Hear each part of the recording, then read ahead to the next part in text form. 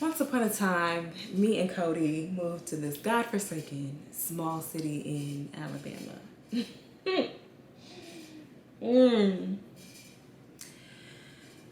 Story time.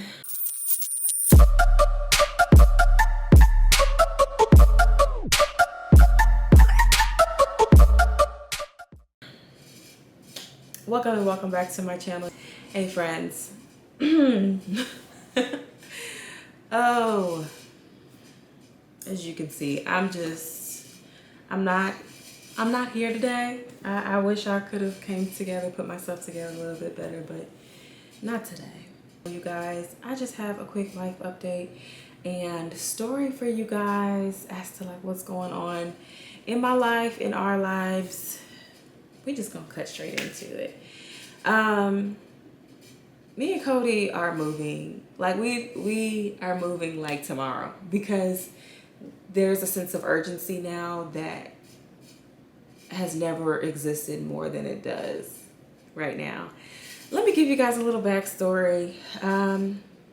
We moved to this small town, unfavorable to me, but Cody's employer assigns him to certain districts, and we thought it best that to start his career that he needed to be in the immediate area of his district.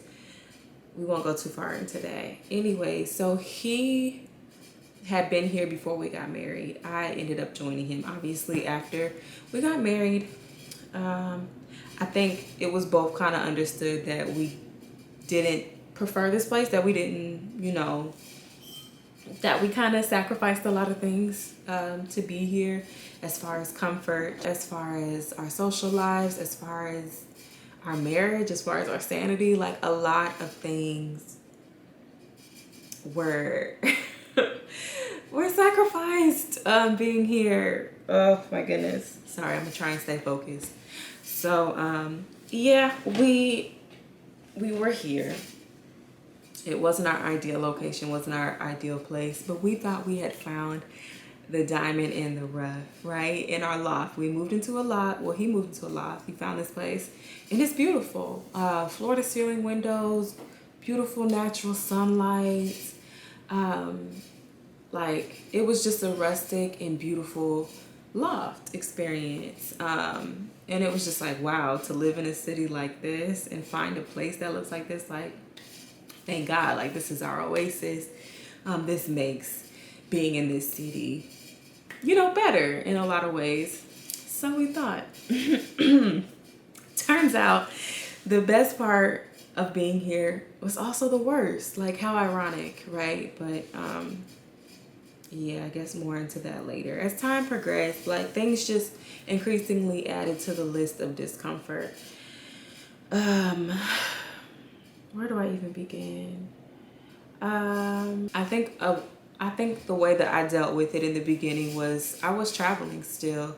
So I would take an assignment here or there, and that would be like my escape, And his parents live not too far, well, like an hour and a half away from here. So we would frequent there and kind of stay weekends, stay certain periods of time. One time we stayed a whole month at his parents' house. And so we tried our best to manage and deal. And we had also started a house search because it was just like, okay, we got to get out of here. And this is a point that I want to bring in because I think this was something that held us back longer than we should have. I wanted to buy a house. I was really set on buying a house. Not only just for myself, but I think I allowed certain societal expectations and like some really unrealistic expectations to kind of creep into my psyche and really make me feel like I needed to be in a house, or like house or bust, right? Like apartments weren't an option, or I was just like, I'm this age, I should be owning, and ownership is my is my theme this month. I just started I'm starting a business. Ownership, like it was my theme. I was like, I can't just go back to renting. And you guys, do not let society and whatever influences that may be coming in, like channeling in, do not let those make decisions for you. Society is not sovereign. Our Savior is sovereign. And what God had to say about the matter was that it was not time for us to buy a house. There was a young lady on here that had asked me about sharing my house buying process. Baby girl, I'm sorry. It was a rough process for me, and there's really nothing to share at this time. It was mainly due to the nature of my job and the nature of my husband's job, but it wasn't really an option for us right now. And that devastated me because, you know, I was holding on to these things that were just unnecessary, trying to make this, like trying to force this plan, trying to force this path. And God was saying, not right now. Anyway, so that's that. But y'all, we finna be like in an apartment tomorrow. Okay? Like it is time to go. So let's get into a little bit of what's going on. We live on a main street and there's no like privacy as far as like coming in and out of our home. We don't have dedicated parking, so the business underneath us is constantly taking up our parking spaces. You know, there's a homeless population that walks through this. We live downtown, okay, and in a small city, what is a downtown? However, like, I don't want y'all to listen to this story and be like, girl, you live in the ghetto. Like, this whole place is a ghetto. Okay? And the people who live here, y'all can be offended when I'm done with this video because y'all not gonna make this place for me. It's not for me. Everything ain't for everybody. Huh? Okay? So no, y'all can be offended later. But yeah, this whole place was kind of just like, it was just uncomfortable. Okay, so like I said, it really strained a lot of areas of our lives as far as access to things that we're used to, which we didn't want to be bougie and like and spoiled and stuff. So we managed, like we adapted, we adjusted. Even with the loft, how beautiful it was. There's no space. There's no closets or cabinets in this loft. Like there's a total of 3 cabinets and they're under the sink. Like there was no space solutions. That became a strain, a major strain. And yeah, there's storage solutions as far as furniture, but Cody didn't want to buy a lot of furniture. We knew we didn't want to stay here. We knew we didn't. It was just a matter of what action we were going to take to move forward. But anyway, so storage was attention, access to things like healthy food or just even places to go on dates or, you know, buying things that we need, like access, and then social life. I don't have any friends here. So I think that also put a strain, not on my psyche, not just on my psyche, because I think those friendships, those relationships are important. And I did have people I reached out to that just weren't in my immediate area. But it also put a strain on our marriage as well in ways that like I leaned heavily on my spouse. When, you know, he had his job to lean on. He had, you know, people that were counting on him that he focused on. And not saying that he neglected me or anything, but I had an unhealthy lean on him because I had no other outlets. But that's not why we're here. So I'm just incorporating all the strains and kind of building you guys up to this moment, which was last night. As I'm recording this, it was last night. Last night, me and Cody were watching a show to the lake, actually, on Netflix. And we heard a screech, like a tire screech. And to be honest, y'all, people in this town, there's always something every night. It's either gunshots, cars zooming down the road, broke down cars, putt-putting down the road. Like there's always something. So in my mind, it was just like, okay, where y'all going tonight? Like, you know, like who driving like that? And it had to have been maybe like 5 minutes later. It may be shorter. I can't even quantify the time in my mind now, where I heard the second screech and then a blood curdling crash. Like it was just a huge crash, and my heart went to the bottom of my stomach, and I knew it was our cars. I knew it was our cars because, like I said, our cars are on the main street and they're also at an intersection. So I was like, they crashed into our cars, and even if they crashed into each other, hit each other at an intersection, our cars were still like at risk. So I ran downstairs. Cody was still sitting watching the show. Like, They probably, I don't know. He wasn't sitting watching the show, but he was just kind of like, oh, maybe they hit something on a building, or like, I knew it was our cars. So I ran. I didn't even have any shoes on. I didn't have a bra on. I had my bonnet on. Like, it was just a hot mess, but I ran. I ran down the steps. And so there's like right immediately down the steps, there's the door that we use to enter the building and into our loft. And I saw my car like way advanced past the curb. And I just kind of broke down. Just kind of broke down. I was like, oh my God. And then I saw that it was like hitting my husband's car too. So I was like, it's a 2-for-1. I was just kind of distraught, but ran down the stairs. Cody was ahead of me because he runs faster than me. But he was ahead of me, opened the door, and I believe there was like cops with their guns drawn. So obviously he pushed me back, but I just heard them, commanding things out to the occupants of the car.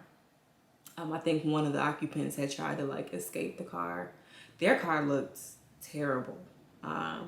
So in the midst of this, you're just like, what's going on? Are people like alive? Like, I'm not gonna lie to y'all and say that it wasn't hard to focus on that situation, because I'm like, my car. And then you see the police involved and they're just like, okay, what happened? But you're in such a state of shock. Anyways, by the time I actually went outside, there was a young person in handcuffs on the street, sitting there waiting to be assessed, arrested. I don't know what, but he was just sitting on the street with his hands handcuffed. My understanding was that there were 3 people in the car, running from the cops, jumped a curb, hit my car directly. Yeah. I don't know in the nature of the circumstances of what was going on with that. That's just really all I know. I just know that both me and my husband's cars were damaged and towed away. My car is probably total because it was first in the parking row, and then my husband's car was right next to mine, and then like another car a couple spaces over that was untouched. So yeah, that was the straw that broke the camel's back. I was like, we out of here. Like, we not passing go. We not collecting 200. Like, we can be out tomorrow. Like, if the application goes through. Okay. It was just it's too much. And this isn't even the first time that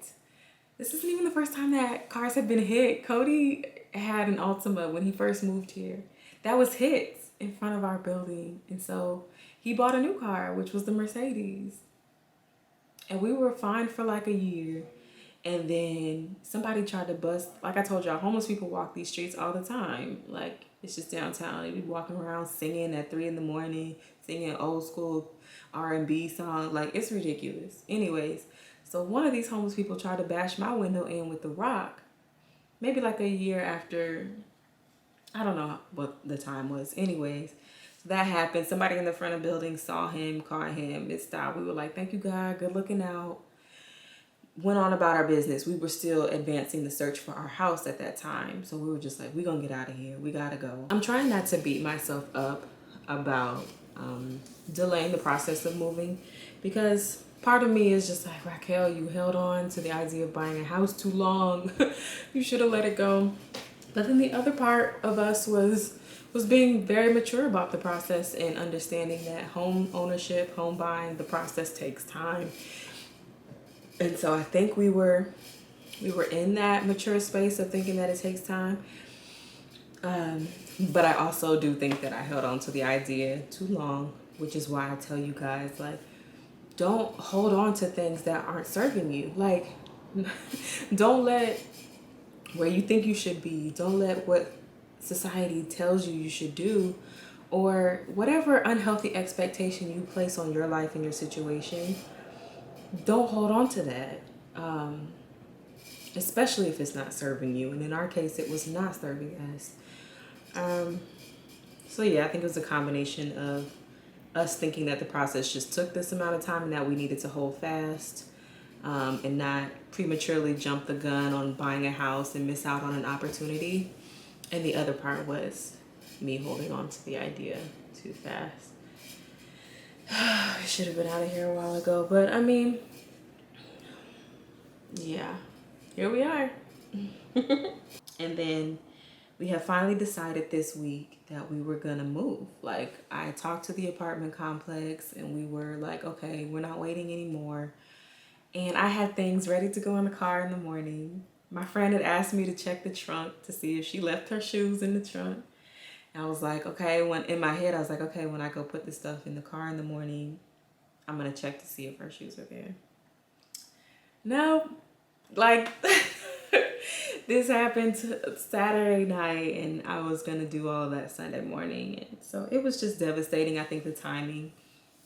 And then the fact that it was both of our cars at the same time. If it was just my car, I think I would have been okay. It would have been different.